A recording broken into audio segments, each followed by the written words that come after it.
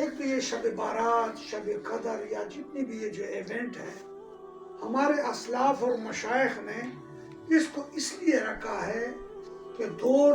بے عملی کی طرف سے جا رہا ہے، سجدوں کی کمی ہوتی جا رہی ہے، عبادات کی طرف صرف نظر کی جا رہی ہے، تو مشائخ ہمارے جو ہے نا ہیلا دیکھتے ہیں،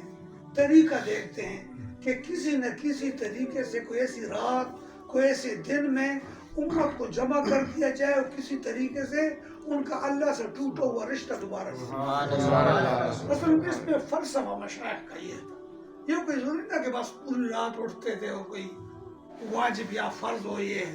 ہمارے مشائخ کا ایک طریقہ تھا، کیونکہ دو بدو جتنا حضور سے زمانہ دور ہوتا جا رہا ہے تو ان کو نہ شب باراتوں کی ضرورت تھی، نہ شب قدروں کی ضرورت تھی، وہ تو ہر وقت شب قدر میں تھے۔ کہتے او صحابہ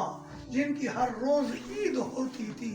خدا کا قرب حاصل تھا نبی کی دی، سبحان اللہ۔ ان کے لیے تو ان چیزوں کی ضرورت نہیں، تو ان کے تو آتے وقت دعا کا چہرہ دے کے جاتے، ساری صفائیاں ہو جاتی۔ پھر اتنی مشقت والی عبادات موجود تھی، جہاد تھا، ادھر آتے دوسرے جہاد، ادھر آتے دوسرے جہاد، ہر وقت مرنے پر ہو یا اس پہ مصروف عمل ہوتے تھے، تو گویا کہ ان کے لیے ضرورت نہیں تھی۔ ہمارے مشائخ نے اس لیے یہ جو شب بارات ہے، شب قدر ہے، شب معراج ہے، تو بعض اس چکر میں پڑ گئے یہ